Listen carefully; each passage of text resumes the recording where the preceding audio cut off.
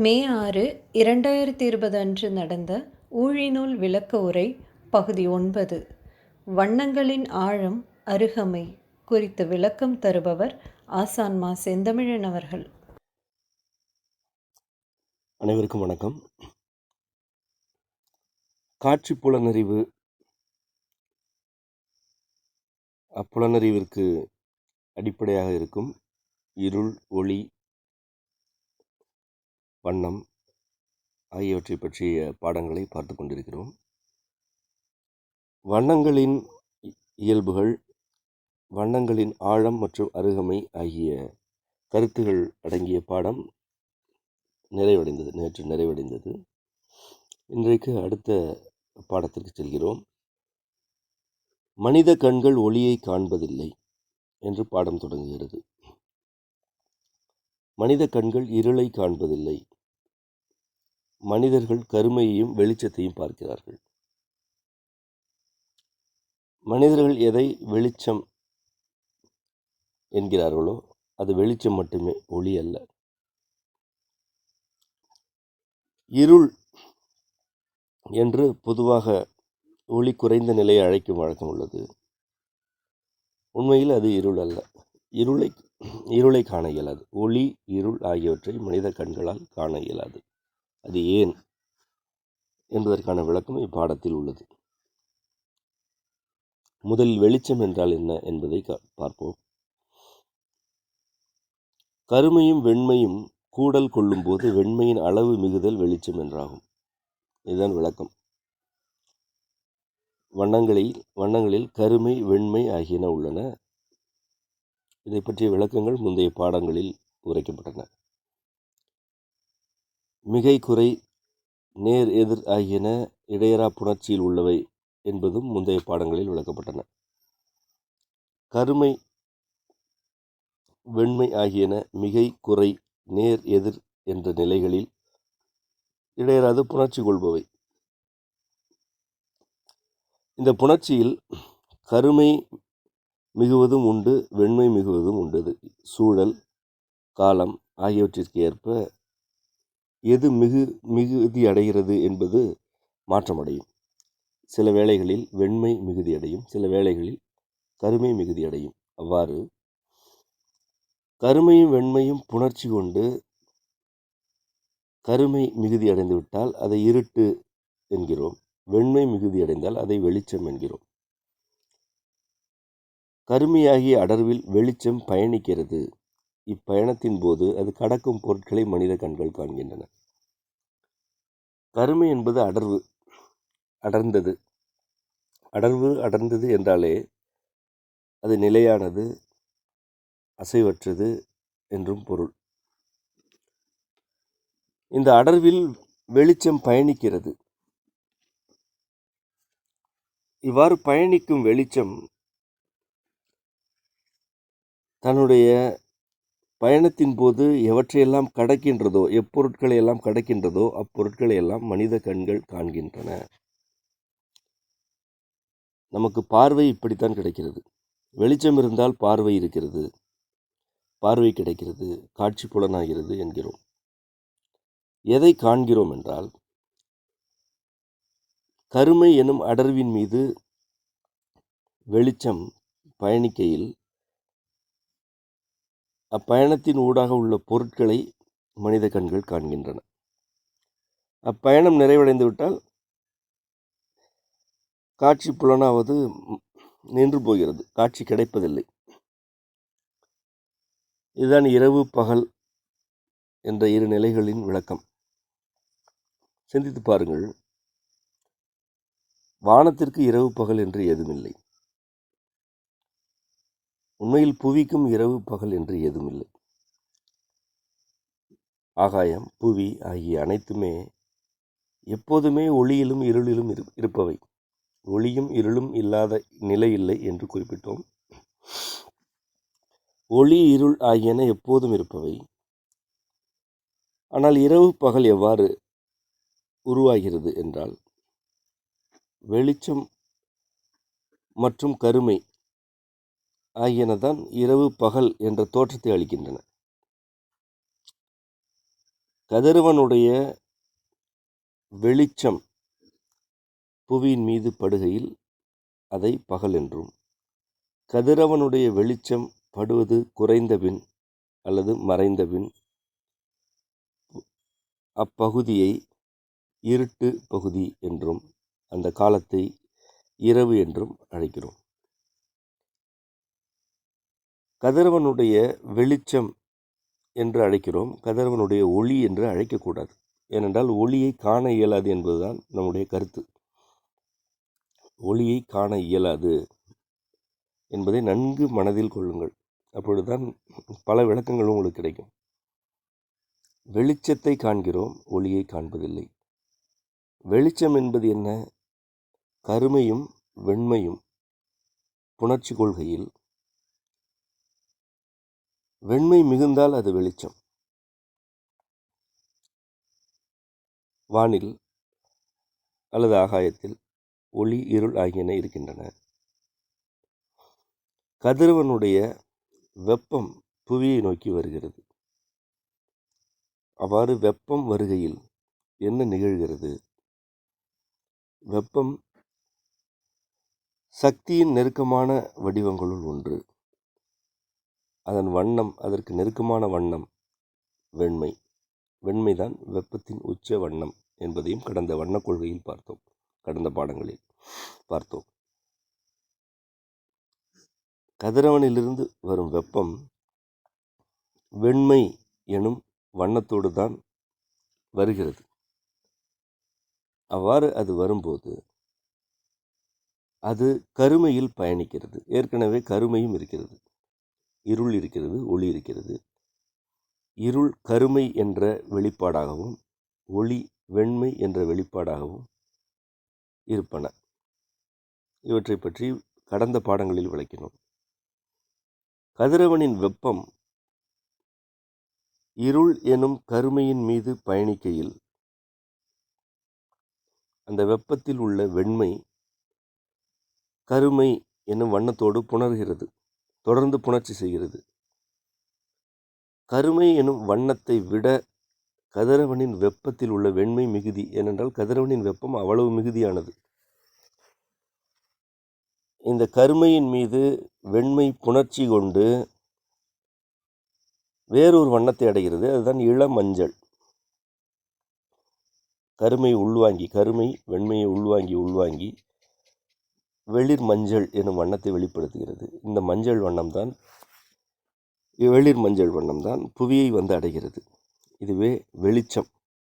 ஆகவேதான் இதை வெளிச்சம் என்கிறோம். இந்த வெளிச்சம் புவியின் மீது படும்போது அது பகல், புவியின் மீது படவில்லை என்றால் அது இரவு. ஆகவே இரவு பகல் என்பன ஒளி இருள் ஆகியவற்றின் வெளிப்பாடுகள் அல்ல. ஒளியும் இருளும் ஏற்கனவே இருக்கின்றன. அவற்றின் மீது வெப்பம் புணர்ச்சி கொண்டு வேறு சில வண்ணங்களை, வெளிர் மஞ்சள் உள்ளிட்ட சில வண்ணங்களை எல்லாம் வெளிப்படுத்துகிறது. அவ்வண்ணங்கள் புவியின் மீது படும் பகுதியும் காலமும் பகல் என்றாகிறது. அவ்வண்ணங்கள் படாத காலமும் இடமும் இரவு என்று ஆகின்றது. இது உங்களுக்கு புரிந்திருக்கும் என கருதுகிறோம். இரவு பகல் என்பன ஒளி இருள் ஆகியவற்றுக்கானவை அல்ல. அவை இரண்டும் வெளிச்சம் மற்றும் கருமைக்கானவை. இந்த இடத்தில் இந்த கருத்தில் வெப்பம் புணர்ச்சி கொண்டுதான் பகல் எனும் பொழுதை ஆக்குகிறது. பகல் எனும் பொழுதிற்கு அடிப்படையே வெப்பத்தின் புணர்ச்சி. வெப்பம் மிகுதியாக இருந்து புணர்ச்சி கொண்டு தம்முடைய மிகையை வெளிப்படுத்தினால்தான் அது பகல். அவ்வாறு புணர்ச்சி கொள்ள இயலாத நிலையில் அல்லது மிகையாக இருக்க இயலாத நிலையில் அது இருட்டு. ஆகவேதான் இரவு குளிர்ச்சியாகவும் பகல் வெப்பமாகவும் வெம்மையாகவும் இருக்கிறது. இதுவரை நாம் கூறிய இந்த கருத்தை வெளிச்சம், கருமைக்கான இரவு ஆகிய கருத்துக்களை எல்லாம் எந்த வகையில் பொருத்தி பார்த்தாலும், எந்த சூழலில் பொருத்தி பார்த்தாலும் இந்த விளக்கங்கள் கிடைத்து கொண்டே இருக்கும். ஏனென்றால் நாம் அடிப்படையை விளக்குகிறோம். புவிக்கு மேற்பரப்பு கருமை மிகுந்ததாக இருக்கின்றது. புவியை விட புவிக்கு மேற்பரப்பு சற்று கருமை மிகுதி. புவிக்குள் கதிரவனின் வெப்பம் வரும்போது ஏராளமான வண்ணங்கள் உருவாகின்றன. வெளிர் மஞ்சள் உள்ளிட்ட எண்ணற்ற வண்ணங்கள் உருவாகின்றன. ஆனால் புவிக்கு மேற்பரப்பில் அவ்வளவு வண்ணங்கள் இல்லை. ஏனெனில் புவியின் மேற்பரப்பில் கருமை மிகுதி. ஏற்கனவே கருமை மிகுதியாக இருக்கிறது. ஏன் கருமை மிகுதியாக இருக்கிறது என்றால் புவியின் மேற்பரப்பில் குளிர்ச்சி மிகுதி. குளிர்ச்சியே கருமைக்கானது என்பதையும் தொடர்ந்து உரைத்து கொண்டிருக்கிறோம். புவிக்குள் நுழையும் போது, அந்த வெப்பம் புவிக்குள் நுழையும் போது நிலப்பரப்பின் மீது, புவி எனும் நிலத்தின் மீது வெப்பம் தொடர்ந்து மோதி நிலத்தினால் உள்வாங்கப்பட்டு அது எதிரொலிக்கிறது, திரும்பிச் செல்கிறது. ஏற்கனவே இது பல கோடி ஆண்டுகளாக புவியின் உருவாக்கத்திலிருந்து நிகழ்ந்து கொண்டிருப்பது. அது மட்டுமல்ல, புவியின் கருமையத்தில் உள்ள நெருப்பு குழம்பு புவியின் மேற்பரப்பை நோக்கி பயணித்துக் கொண்டே இருக்கிறது. ஆகவே புவியின் மேற்பரப்பும் வெப்பமாக இருக்கிறது, புவியின் கருமையமும் வெப்பத்தை உமிழ்ந்து கொண்டிருக்கிறது. இவ்வளவு வெப்பம் புவியில் இருப்பதனால் கதிரவனின் வெப்பம் புவியின் மேற்பரப்பு, அதாவது புவியின் வளிமண்டலத்துக்கு மேல் பகுதியை விட புவியின் எல்லைக்குள் வந்த பிறகு வண்ணங்களை கொடுக்கிறது. வெப்பம்தான் இந்த இடத்தில் இவ்வளவு வண்ணங்களை கொடுக்கிறது என்பது கருத்து. இதை புரிந்து கொண்டால் கதிரவனின் வெப்பம் புவியில் வழங்கும் வண்ணங்களை விட ஏன் புவிக்கு மேற்பரப்பில் இவ்வளவு வண்ணங்களை வழங்கவில்லை என்பதையும் புரிந்து கொள்ளலாம். ஆகாயத்தில் ஏன் இரவு பகல் இல்லை என்றும் புரிந்து கொள்ளலாம். புவியில் மட்டும் ஏன் பகல் பொழுது இவ்வளவு வெளிச்சமாக இருக்கிறது? கதிரவனுக்கு சற்று அருகில் உள்ள ஆகாய பரப்பில் ஏன் பகல் இல்லை, அங்கே ஏன் எப்பொழுதும் இருள் இருக்கிறது என்பதையும், இருட்டு இருக்கிறது என்பதையும் புரிந்து கொள்ளலாம். புவியின் கருமைய வெப்பமும் புவியின் மேற்பகுதியில் தொடர்ந்து எதிரொலிக்கப்படும் வெப்பமும் இணைந்துதான் பகல் பொழுதையும் எண்ணற்ற வண்ணங்களையும் ஆக்குகின்றன. ஆகவே எப்படி சிந்தித்து பார்த்தாலும் இருள் ஒளி ஆகியன மனித கண்களால் காணப்படுவது இல்லை. இருட்டு வேறு, இருள் வேறு, வெளிச்சம் வேறு, ஒளி வேறு. இருளும் ஒளியும் எப்போதும் இருப்பவை. ஐம்பூத செயல்பாடுகளின் அளவு மிகுதியும் காலமும் சூழலும் வெளிச்சம், இருட்டு ஆகியவற்றை உருவாக்குகின்றன என்பதை புரிந்து கொள்ளலாம். இருளுக்கும் ஒளிக்கும் ஆழம், அருகமை எனும் வடிவ இயல்புகள் இல்லை. இருள் ஒளி ஆகியவற்றுக்கு ஆழம், அருகமை எனும் வடிவ இயல்புகள் இல்லை. ஆகவேதான் அவற்றை நாம் காண்பதில்லை. இருளும் ஒளியும் பின்னி பிணைந்து கொண்டிருப்பவை. அவற்றுக்கு இது ஆழம், இது அருகமை என்ற நிலையே இல்லை. எவற்றுக்கு ஆழம், அருகமை என்னும் நிலைகள் இல்லையோ அவற்றை நாம் காண இயலாது. அங்கு காட்சி உண்டு, ஆனால் அக்காட்சி நமக்கு எட்டுவதில்லை. அது மறைவு. மறைத்தல் எனும் ஒரு தொழிலை பற்றி பல இடங்களில் குறிப்பிட்டிருக்கிறோம். இறைவனுடைய மறைத்தல் தொழில் 5 தொழில்களில் ஒன்று. இந்த இருள் ஒளி ஆகியனவெல்லாம் அம்மையப்பரின் மறைத்தல் தொழிலுக்குரியவை. இருக்கிறது, ஆனால் காணவே இயலாது, உணரத்தான் இயலும். இருளும் ஒளியும் எங்கும் நிறைந்திருப்பவை. பார்க்கப்படும் காட்சியிலும் அவை உண்டு, பார்க்கும் விழிகளிலும் உண்டு. எதை காண்கிறீர்களோ அதுவும் இருள் ஒளியே. எதனால் பார்க்கிறீர்களோ அந்த காணும் பொருளும் இருளும் ஒளியே. ஆகவே இருளுக்கும் ஒளிக்கும் தொலைவு, அருகமை எனும் இரட்டை நிலை இல்லை. தொலைவு, அருகமை எனும் இரட்டை நிலை இருந்தால்தான் 3வது பரிமாணமாகிய மனித காட்சி அறிவு கிடைக்கும் என்று குறிப்பிட்டோம். ஒரு மரத்தை பார்க்கிறீர்கள், அது அந்த மரம் ஆழம் என்று வைத்துக் கொள்ளுங்கள். அதுதான் உங்களுடைய காட்சி அறிவின் ஆழம். உங்களுக்கு அருகில் இருக்கும் பொருட்கள் எல்லாம் அருகமை பொருட்கள். மரம் இருக்கிறது, நீங்கள் இருக்கிறீர்கள். மரத்திற்கும் உங்களுக்கும் இடையில் தொலைவு இருக்கிறது, ஆழம், அருகமை எனும் இரட்டை நிலை இருக்கிறது. ஆகவே மரத்தை பார்க்கிறீர்கள். ஆனால் மரம் எதனால் ஆக்கப்பட்டது? ஒளியினால் ஆக்கப்பட்டது. மரம், இருள், ஒளி ஆகியவற்றின் விளைவுதான். உங்களுடைய விழிகள் இருள், ஒளி ஆகியவற்றின் வெளிப்பாடுகள் தான். நீங்களும் இருள் ஒளியின் வெளிப்பாடு, மரமும் இருள் ஒளியின் வெளிப்பாடு. மரத்திற்கும் உங்களுக்கும் இடையிலான வெளி முழுவதும் இருளும் ஒளியும் இருக்கின்றன.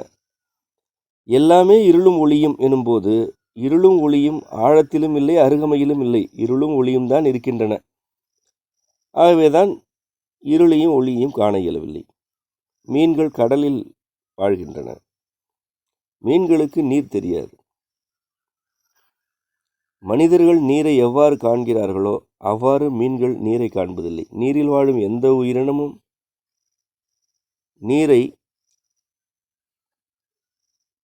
தனிப்பிரித்து ஒரு தனிப்பொருளாக காண்பதே இல்லை.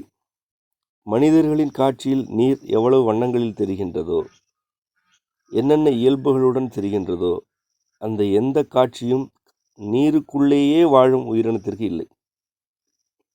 எதற்குள் இருக்கிறோமோ அதை காண்பதில்லை நாம். இது மாயைகளில் ஒன்று.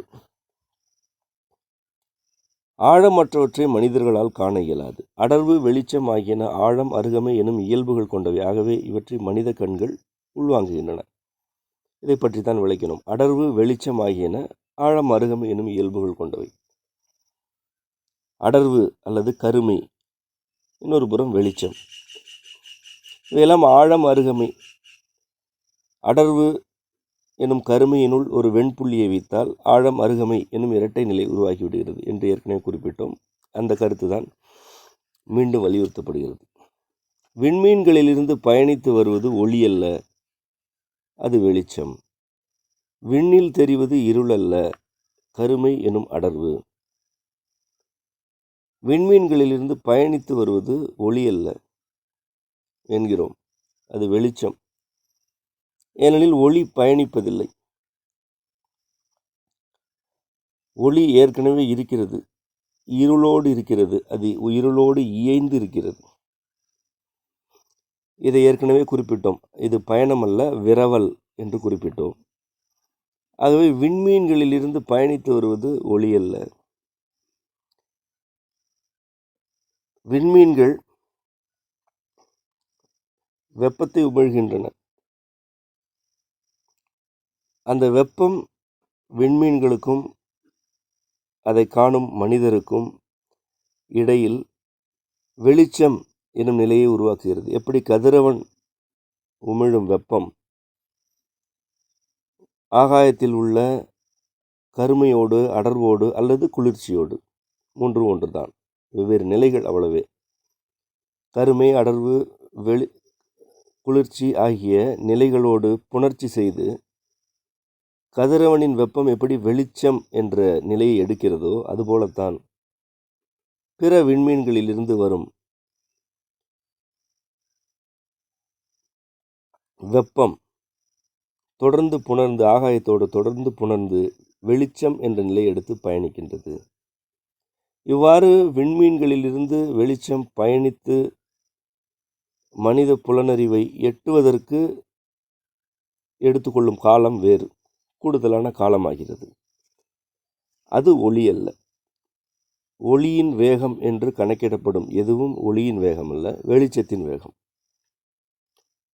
ஒளிக்கென்று ஒரு குறிப்பிட்ட வேகம் இல்லை, அது விரவல் நிலையில் உள்ளது. அவ்வேகத்தை எல்லாம் எக்காலத்திலும் கணக்கிட இயலாது. ஆனால் வெளிச்சத்தின் வேகத்தை கணக்கிட இயலும். ஏனென்றால் வெளிச்சம் எனப்படுவது வெப்பத்தோடு தொடர்புடையது, சார்புடையது. நீங்கள் எதை கணக்கிட்டாலும், எதை உங்களால் அளக்க முடிந்தாலும் அது சார்புத்தன்மை கொண்டது. இதனோடு அது எப்படி பொருந்துகிறது என்றால் தான் அளக்க இயலும்.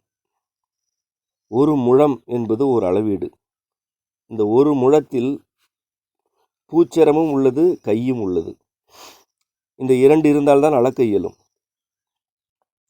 ஓர் அடி என்பது ஒரு கோல், நிலப்பரப்பு அல்லது வேறு பொருள். இரண்டு இருந்தால்தான் அளக்க இயலும். இதுதான் சார்புத்தன்மை. ஒன்றை ஒன்று சார்ந்தால்தான் அளவை எனும் கருத்தே உருவாகும். அளவீடுகள் என்பவை சார்புகள், தனியே உள்ள பொருளை, தனித்துவமான பொருளை, எதனோடும் ஒப்பிட முடியாத ஒரு பொருளை யாராலும் அளக்க இயலாது, மதிப்பிடவும் இயலாது, கணக்கிடவும் இயலாது. ஒளி சார்புத்தன்மை அற்றது. ஒருவேளை அதற்கு சார்புத்தன்மை இருந்தால் இருளோடு மட்டும்தான் உண்டு. இருளையும் காண இயலாது, அளக்க இயலாது. ஒளியையும் காண இயலாது, அளக்க இயலாது. ஆனால் வெளிச்சத்தை அளக்க இயலும், அதன் வேகத்தை எல்லாம் அளக்க இயலும். ஏனென்றால் வெளிச்சம், வெப்பம், குளிர்ச்சி, மனித புலனறிவு ஆகிய பல நிலைகளில் சார்புத்தன்மை கொண்டது. ஒரு விளக்கை பொருத்துகிறீர்கள். அந்த விளக்கின் வெளிச்சம் விளக்கிலிருந்து அறை முழுவதும் பரவுவதற்கு எத்தனை நொடிகளாகின்றன என்று அளந்து விடலாம். ஏனென்றால் விளக்கின் வெளிச்சம் என்பது ஒரு கருத்து, விளக்கின் திரி இன்னொரு கருத்து, என்ன எண்ணெய் ஊற்றப்பட்டுள்ளது என்பது இன்னொரு கருத்து, அறையின் நீள அகலம் எவ்வளவு என்பது வேறு கருத்து. இவ்வளவு சார்பு தன்மைகள், இவ்வளவு பொருட்கள் இருப்பதனால் அங்கே அளவீடு உருவாகிவிடுகிறது. இந்த விளக்கை பொருத்தினால் இத்தனை நொடிகளில் வெளிச்சம் பரவும் என்று சொல்ல இயலும். ஆகவே ஒரு பொருளை அளக்க இயலுகிறது என்றாலே அது சார்புத்தன்மையுடன் தான் இருக்கிறது என்று பொருள். விண்மீனிலிருந்து வரும் வெளிச்சத்தை அளக்க இயலுகிறது, அதன் வேகத்தை அளக்க இயலுகிறது என்றால் அவ்வாறு அளப்பது பொய் அல்ல, தவறல்ல. ஆனால் அது சார்புத்தன்மை கொண்டது, சார்பைத்தான் அளக்க இயலும். ஒளி அவ்வாறு அளக்க இயலாது. இன்றைக்கு ஒளி என்று அழைக்கப்படுவது ஒளி அல்ல, வெளிச்சம் என்பது கருத்து. ஒளியில் உள்ளது துல்லிய கோணம் என்பது ஒரு மறைமொழி. நாம் துல்லிய கோணங்களை பற்றியெல்லாம் பேரண்டத்தின் வடிவ கொள்கையின் பாடத்தின் தொடக்கத்திலேயே குறிப்பிட்டோம். குத்து, கிடை ஆகிய மூல வடிவங்கள் அசைவு நிலையில் கோணங்களாகின்றன. அந்த கோணங்கள் தான் பிறகு வளை வடிவங்களாகின்றன என்று குறிப்பிட்டோம். குத்து, கிடை ஆகியன ஆதி மூல வடிவங்கள். இவ்விரண்டின் சேர்க்கையில் பிற வடிவங்கள் வெளிப்படுகின்றன. கிடை சிவம் ஆதலால் அது அசைவதில்லை. குத்து சக்தி ஆதலால் அது தேங்குவதில்லை.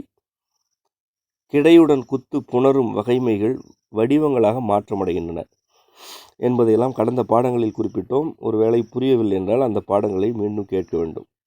கிடையும் குத்தும் புணருகையில் முதலில் வெளிப்படும் வடிவ நிலையே கோணம். ஒரு குத்து, அதன் கீழே கிடை.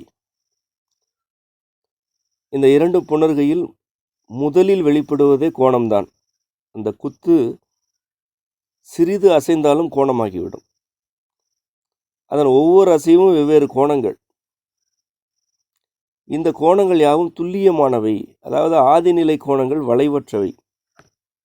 எங்கு வளைவு இருக்கிறதோ அங்கு துல்லிய கோணம் இருக்காது. ஒரு வளைவை வரைந்துவிட்டு அதற்கு துல்லிய கோணத்தை எடுக்க இயலாது. ஆனால் வளைவற்ற வடிவங்களுக்கு துல்லிய கோணம் இருக்கும். ஆதிநிலை கோணங்கள் யாவுமே துல்லியமானவை, வளைவற்றவை என்பது கருத்து. மிக மிக இன்றியமையாத கருத்து இது. பேரண்டத்தின் வடிவத்தை புரிந்து கொள்வதற்கு இன்றியமையா கருத்து இது. ஒளியில் உள்ள இக்கோணங்களை 3 பரிமாணம் கொண்ட கண்கள் காண்பதில்லை. மனித கண்கள் 3 பரிமாண காட்சிகளை காணும் வகையில் படைக்கப்பட்டவை.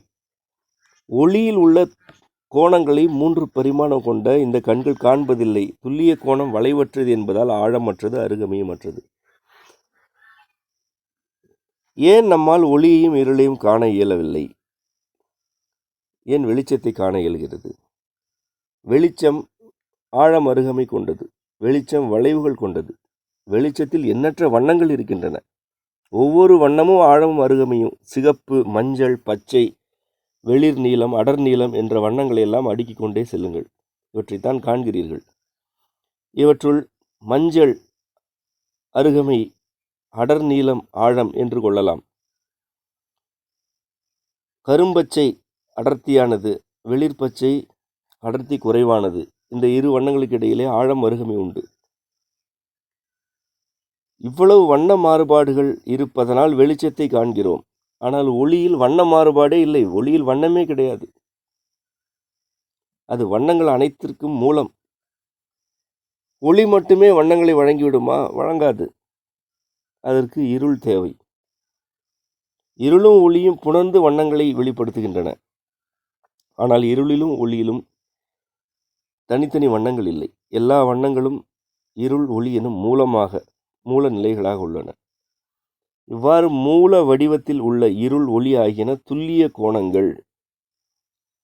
அவற்றின் மூல வடிவம் துல்லிய கோணமாக உள்ளது, அங்கு வளைவே இல்லை என்பது கருத்து. இந்த கருத்துக்களை எல்லாம் உணர்ந்து விளக்குகிறோமே அன்றி இவற்றையெல்லாம் கண்டு விளக்கவில்லை. இவற்றை காண இயலாது. ஆனால் இவை எவ்வாறு இருக்கின்றன என்பதை உணர்ந்துதான் விளக்குகிறோம். நீங்கள் ஆழமாக புரிந்து கொண்டால் இந்த புரிதலின் நிலைக்கு வந்துவிட இயலும். அதற்கு கோணம் என்றால் என்ன, வளைவு என்றால் என்ன என்பதை பற்றியெல்லாம் உங்களுக்கு தெளிவு வேண்டும். துல்லிய கோணங்களை மனிதர்கள் வரைந்து காண்கின்றனர். நீங்கள் ஒரு துல்லிய கோணத்தை வரைந்து விட இயலும். அவ்வாறு வரையும் போது வண்ணங்கள், ஆழம், அருகமை ஆகியவனையெல்லாம் இருக்கும். நீங்கள் ஒரு வடிவத்தை வரையும் போதே அந்த வடிவத்தில் வண்ணங்கள் இருக்கும். ஏதேனும் ஒரு வண்ணத்தில் தான் வரைவீர்கள். ஏதேனும் ஒரு வண்ணத்தின் மீது தான் வரைவீர்கள். வெண்மை வண்ணத்தின் மீது கருமையால் வரைவீர்கள். கருமையின் மீது வெண்மையால் வரைவீர்கள். இந்த இரண்டு இருந்தாலே அங்கு ஆழம், அருகமை வந்து விடுகிறது. ஆகவே நீங்கள் துல்லிய கோணங்களை பார்க்கிறீர்கள். நீங்கள் வரையும் துல்லிய கோணத்தை உங்களால் ஏன் பார்க்க இயலுகிறது என்றால், நீங்கள் வரைவதே வண்ணங்களில்தான். வண்ணங்கள் வரும்போதே ஆழம், அருகமை வந்து விடுகிறது. ஒன்று அடர்த்தி, ஒன்று வெளிர் நிறம் வந்தாலே ஆழம், அருகமை வந்து விடுகிறது. அடர்த்தியும் வெளிர்மையும் இல்லாமல் உங்களால் எதையும் வரைய இயலாது. ஒருவேளை வெண்மையின் மீது வெண்மையாகவே வரைந்தால் அதை உங்களால் காண இயலாது. ஏனென்றால் அங்கு ஆழமும் இல்லை, அருகமையும் இல்லை. ஒரு வெள்ளைத்தாளின் மீது அதே வெண்மை நிறத்தால் வரைந்தால் அங்கும் கோடுகள் உள்ளன. ஆனால் ஏன் அதை உங்களால் பார்க்க இயலவில்லை? கோடுகள் இல்லை என்று ஆகிவிடுமா என்ன? அங்கும் கோடுகள் உள்ளன. அதை ஏன் பார்க்க இயலவில்லை? ஏனென்றால் வெண்மையின் மீது வெண்மை இருக்கும்போது ஆழமும் இல்லை, அருகமையும் இல்லை, ஒற்றை நிலை உள்ளது. ஒற்றை நிலையில் ஒரு ஓவியம் இருந்தாலும் அதை உங்களால் காண இயலாது. அதுபோல ஒளி துல்லிய கோணத்தில் இருக்கிறது. ஒளி, இருள் ஆகியவற்றிற்கு ஆழம், அருகமை ஆகியவை இல்லை. ஆகவேதான் ஒளியும் இருளும் எங்கும் இருந்தாலும் அவற்றை காண இயலுவதில்லை என்பதுதான் கருத்து. மூலத்தின் துல்லிய கோணங்களில் வண்ணம் இல்லை, இருள், ஒளி ஆகியனவே உள்ளன. இவை வண்ணங்கள் அல்ல, வண்ணங்களின் மூல நிலைகள். ஒளியின் துல்லிய கோணங்களை மனித கண்களால் கண்டால் எல்லா பொருட்களும் கோணங்களின் தொகுப்பாக புலப்படும். ஒருவேளை இந்த ஒளியின் துல்லிய கோணங்களை எல்லாம் மனித கண்களால் காண இயலுகிறது என்றால் உலகமே உங்களுக்கு வேறு விதமாக காட்சியளிக்கும். உங்களுக்கு துல்லிய கோணங்கள் புலப்பட தொடங்கிவிட்டால் தலை வேறு வடிவத்தில் இருப்பதை பார்ப்பீர்கள், மரங்கள் வேறு வடிவத்தில் இருப்பதை பார்ப்பீர்கள். வளை வடிவத்தை உங்களால் காண இயலாது. எல்லாமே கோணங்களாக இருக்கும், கீற்றுகளாக, சாய்வுகள் இருக்கும், வளைவுகள் இருக்காது. அது மட்டுமல்ல, நீங்கள் எந்த பொருளில் மிதந்து கொண்டிருக்கிறீர்கள் என்பதையும் உங்களால் காண இயலும். ஆதி நிலையை உங்களால் காட்சியாகவே கண்டுவிட இயலும். அதற்கு துல்லிய கோணங்களை காணும் காட்சியறிவு வேண்டும். ஆனால் அவ்வாறு நிகழ்வதில்லை. இருள் ஒளி புணர்வில் வெளிப்படும் துல்லிய கோணம் சாய்வுகளாகி வளைவுகளாகி இறுதியில் கோலமாகிறது. புவி கோள வடிவத்தில் இருக்கிறது என்பது சரியான கருத்து. ஆனால் அதன் மூல வடிவம் வளைவற்றது. புவிக்கு மட்டுமல்ல, பேரண்டத்தில் உள்ள எல்லா பொருட்களுமே வளை வடிவத்தில் தான் உள்ளன. ஆனால் இந்த வளை வடிவம் என்பது முழு உண்மை அல்ல, அது ஒரு சரியான கருத்து. புவி உள்ளிட்ட எல்லா பொருட்களும் அவற்றின் மூல நிலையில் துல்லிய கோணங்களாக இருக்கின்றன. துல்லிய கோணங்கள், சாய் கோடுகள் தான் இருக்கின்றன. எங்கு பார்த்தாலும் சாய் கோடுகளாக இருக்கின்றன. அங்கு வளைவே இல்லை என்பதுதான் அவற்றின் ஆதி வடிவம். ஆகவேதான் குத்து, கிடை, இடச்சாய்வு, வலச்சாய்வு, இடவளை, வலவளை, மேல்வளை, கீழ்வளை ஆகிய 8 வகைகளே வடிவங்கள் என்று உணர்த்தப்படுகிறது. இந்த 8 வடிவங்களை பற்றி ஏற்கனவே விளக்கிவிட்டோம். ஒளி இருள் புணர்வில் ஐம்பூதம் படைக்கப்படுகிறது என்பது இன்னொரு மறைமொழி. ஆகாயம் இருள் மற்றும் ஒளியால் நிறைந்துள்ளது. ஆகாயத்தில் என்ன இருக்கின்றது? இருளும் ஒளியும் உள்ளது. ஒளியின் அசைவில் காற்று வெளிப்படுகிறது. ஏற்கனவே குறிப்பிட்டோம், ஒளி விரவல் எனும் நிலை கொண்டது. கடல் எப்படி விரவி கொண்டிருக்கிறதோ அதுபோல் ஒளி பயணிக்கவில்லை, ஒளி விரவி கொண்டிருக்கிறது. ஒளி ஏற்கனவே நிறைந்துதான் இருக்கிறது எல்லா இடத்திலும், ஆகாயம் எங்கும், அல்லது பேரண்டம் முழுவதுமே ஒளி நிறைந்திருக்கிறது என்று குறிப்பிட்டோம். அவ்வாறு அது விரவும் போது அசைகிறது அல்லவா, அந்த அசைவில் தான் காற்று வெளிப்படுகிறது. காற்று எனும் பூதமே இவ்வாறு தான் பிறக்கிறது. ஒளியின் அசைவில் காற்று பிறக்கிறது எனலாம். ஒளி காற்றின் ஊடாக பயணிக்கையில் வெப்பம் எனும் பூதத்தை வெளிப்படுத்துகிறது. காற்றின் ஊடாக அந்த ஒளி பயணிக்கையில், பயணித்தல் என்பது அதன் விரவல் நிலைக்கான சொல். இந்த இடத்தில் வெப்பம் எனும் பூதத்தை அது வெளிப்படுத்துகிறது. நீர் நிலம் ஆகியன துல்லிய கோணங்கள் குறைந்த நிலை வெளிப்பாடுகள். வெப்பத்தில் ஒளி மிகுதி, நீரில் இருள் மிகுதி. அசையா தன்மையும் அடர்த்தியும் இருளின் பண்பு, அசைவும் விலக்கமும் ஒளியின் பண்புகள். ஒளி அசைந்து காற்றை வெளிப்படுத்துகிறது. ஒளியின் அசைவில் காற்று வெளிப்படுகிறது. அதன் பிறகு அதன் அடுத்த நிலை அசைவில் வெப்பம் வெளிப்படுகிறது. பின்னர் நீர் நிலம் ஆகியன வெளிப்படுகின்றன. இவற்றில் உள்ள இயல்புகளை பாருங்கள். இதுவரை நடத்திய பாடத்தை ஐம்பூதங்களோடு அப்படியே பொருத்த இயலும். வெப்பம் எனும் பூதம், நீர் நிலம் ஆகிய பிற பூதங்கள் எவ்வாறானவை? வெப்பத்தில் ஒளி மிகுதி, நீரில் இருள் மிகுதி. இருளுக்கு எவையெல்லாம் இயல்புகள்? அசையாத்தன்மை, அடர்த்தி ஆகியவையெல்லாம் இருளின் பண்புகள். இந்த இயல்புகள் தான் நீரில் உள்ளன. குளிர்ச்சி, அசையாத்தன்மை, அடர்த்தி ஆகியவையெல்லாம் இருந்தால்தான் நீர் என்ற பூதமே உருவாகும். வெப்பம் அவ்வாறானதல்ல. அசைந்து கொண்டே இருக்க வேண்டும், வெம்மை இருக்க வேண்டும், குளிர்ச்சி இருக்கக்கூடாது. அசைவு, வெம்மை ஆகியன வெப்பம். நிலைத்தன்மை, அடர்த்தி ஆகியனவெல்லாம் நீருக்கானவை. அசைவும் விலக்கமும் ஒளியின் இயல்புகள். ஒளி என்ன செய்கிறது என்றால் அசைந்து கொண்டே இருக்கிறது, தொடர்ந்து விலக்கி கொண்டே இருக்கிறது.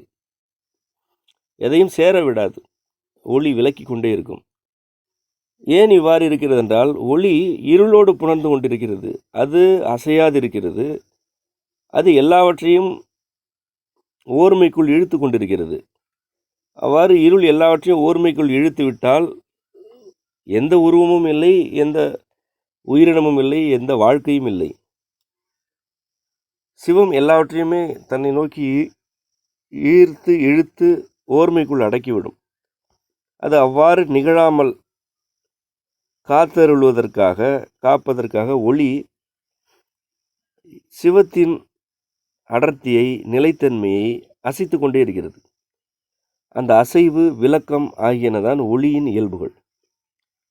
இதை எப்படியே ஐம்பூதங்களில் பொருத்தி பாருங்கள். காற்றிலும் வெப்பத்திலும் ஒளியின் பண்புகள் மிகுதி. காற்று, வெப்பம் ஆகியன இரண்டுமே ஒளியின் பண்புகளை மிகுதியாக கொண்டவை. அதாவது அசைவு, விலக்கம் ஆகிய. காற்று அசைந்து கொண்டிருக்கும், விலக்கி கொண்டே இருக்கும். சிறு நுண்பொருட்களை எல்லாம் விலக்கிவிடும், ஒரு இடத்திலிருந்து இன்னொரு இடத்திற்கு எடுத்து செல்லும். இது காற்றின் பண்பு. வெப்பத்திற்கும் இதே பண்புகள் உண்டு. நீரிலும் நிலத்திலும் இருளின் பண்புகள் மிகுதி. நீர், நிலம் ஆகிய இரு பூதங்களும் இருளின் பண்புகளோடு இருக்கின்றன. நிலைத்தன்மை மிகுதி, விலக்காது, சேர்க்கும், மேலும் மேலும் திரட்சியாக்கும், அடர்த்தியாக்கும் ஆகியவையெல்லாம் இருளுக்கானவை. அவையெல்லாம் நீரிலும் நிலத்திலும் மிகுதி.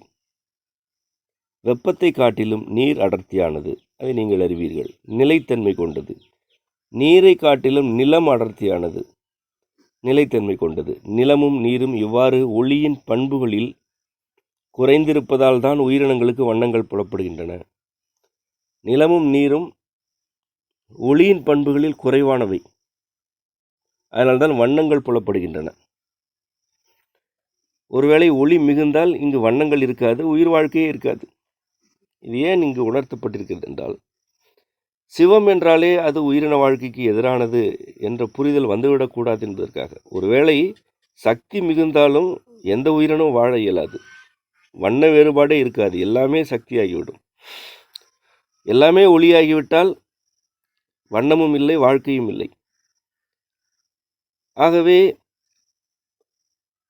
ஆதி நிலையில் சிவம், அடுத்த நிலையில் சக்தி ஆகியன இடையறாது புணர்ந்து காற்று, வெப்பம், நீர், நிலம் ஆகிய பூதங்களாக வெளிப்படுகின்றன. இவ்வாறு வெளிப்படும் பூதங்களில் நீர், நிலம் ஆகிய இரண்டும் குளிர்மை என்னும் நீரின் இயல்புகளால் தான் உயிரின வாழ்க்கையோடு இருக்கின்றன. இந்த குளிர்மை எனும் இயல்பே சிவம்தான். புவி ஒரு குறிப்பிட்ட வடிவத்தில் நிலைத்திருப்பதற்கு அடிப்படையே சிவம்தான்.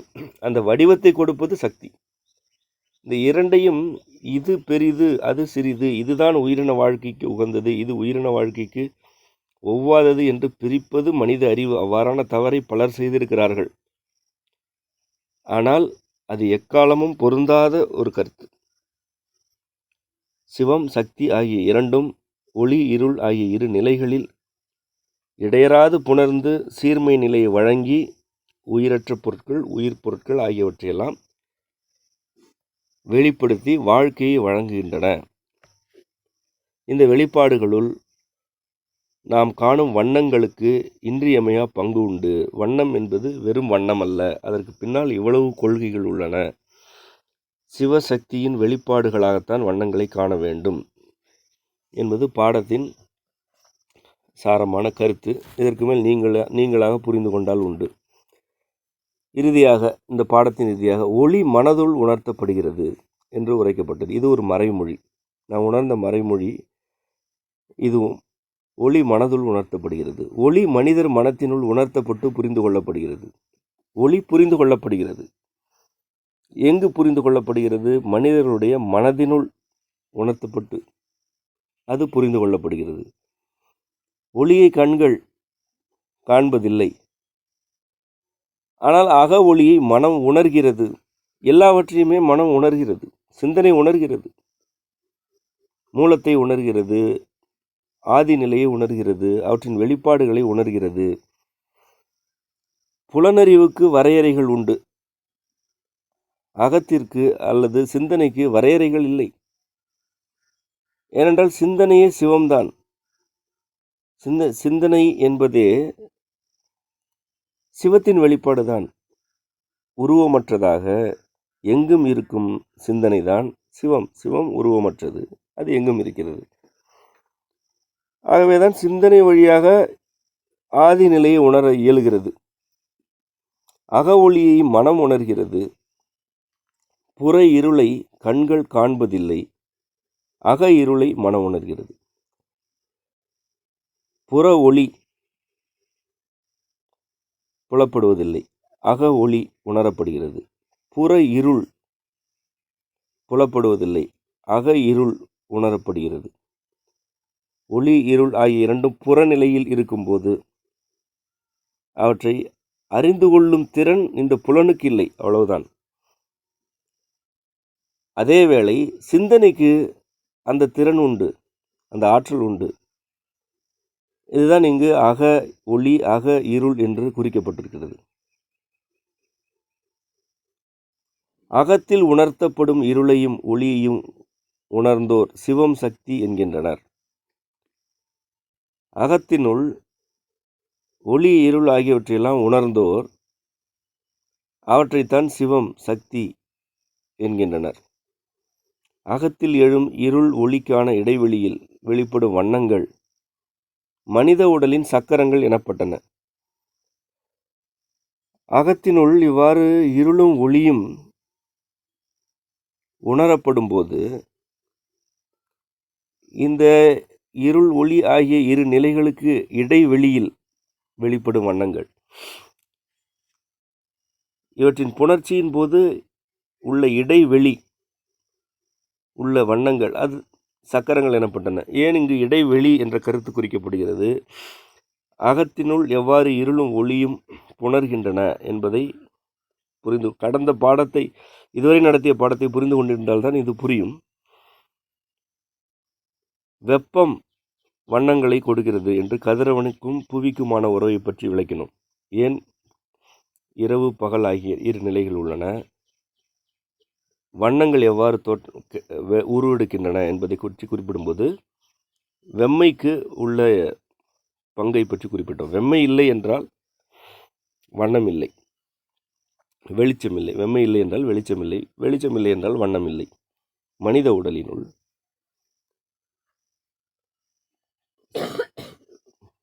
பல்வேறு இடங்களில் உள்ள வெப்பநிலை, வெம்மை நிலை, குளிர்மை நிலை ஆகியனவற்றுக்கு ஏற்றாற்போல வண்ணங்கள் வெளிப்படுகின்றன. இந்த வண்ணங்கள் எங்கு வெளிப்படுகின்றன, எவ்வாறு உணரப்படுகின்றன என்பதை உணர்ந்தோர் அறிவர். அந்த வண்ணங்கள் எவ்வாறு தோற்றம் பெறுகின்றன என்றால், அகத்தினுள் உள்ள மனித உடலுக்குள் உள்ள வெளிச்சம், கருமை ஆகியனவும், மனித சிந்தனையில் உள்ள ஒளி, இருள் ஆகியனவும் ஒன்று கலந்து ஒளியையும் இருளையும் உணரும்போது மனித உடலினுள் உள்ள கருமையும் வெளிச்சமும் புலனாகும், அதாவது தோற்றம் பெறும்.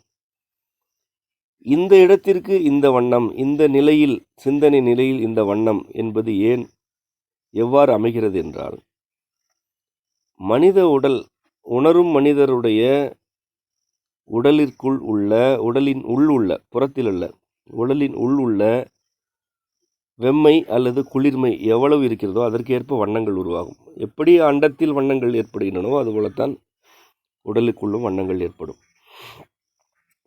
இவற்றுள் ஆழமான சிந்தனை நிலை கிட்டினால், சிந்தனை நிலையில் ஆழம் உணர்த்தப்பட்டால், அதை உணர்த்துவோர் உணர்த்தினால் உண்டு, முயன்று பெற இயலாது. ஆழம் கிட்டினால் கருமை, அடர் வண்ணங்கள் ஆகியன புலப்படும். மேல்நிலையில் உள்ள சிந்தனையில் வெளிர் வண்ணங்கள் புலப்படும். ஆழம் செல்ல செல்ல அடர் வண்ணங்கள் புலப்படும். அது ஒரு நிலையோடு நிலை பெறும். அதன் பிறகு பின்னோக்கி வர இயலாது. அந்த ஆழமான அடர் வண்ணம் எவ்வாறு இருக்கும் என்பதை பற்றியெல்லாம் அப்படியே எடுத்துரைக்க கூடாது.